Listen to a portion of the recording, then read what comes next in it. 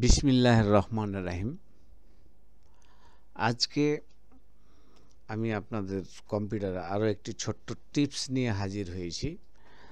টিপসটি হলো কম্পিউটারের ডেস্কটপ বা ল্যাপটপের যে ডিসপ্লেতে আইকনগুলো থাকে এগুলো অনেক সময় আমাদের চাহিদার বাইরে বড় হয়ে যায় এবং যেটা চাহিদা আমাদের থাকে তার থেকে ছোট হয়ে যায়। সেক্ষেত্রে এটা কিভাবে আমার চাহিদা মতো আমি আইকনগুলো রাখতে পারি সেই টিপসটাই দেখাবো। তো চলুন আমরা ভিডিওটি শুরু করি। এই ডেস্কটপের বা ল্যাপটপের ডিসপ্লেতে আপনি রাইট বাটন ক্লিক করবেন। ক্লিক করার পরে এখানে দেখেন ভিউ থেকে ডানে চলে যান। এখানে দেখেন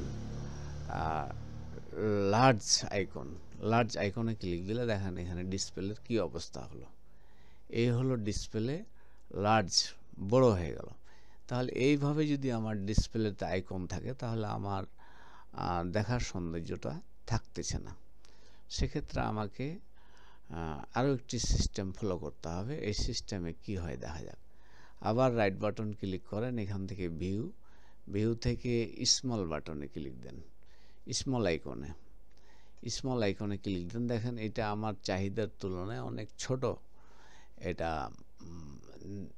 অনেক সময় অনেক আইকনের তথ্য পড়তে সমস্যা হতে পারে। সেক্ষেত্রে এটাও আমার পছন্দ হচ্ছে না।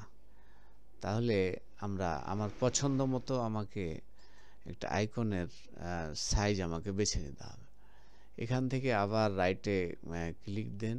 দেওয়ার পরে ডানে যান। ডানে গেলে আপনার এখানে তথ্যগুলো আসবে।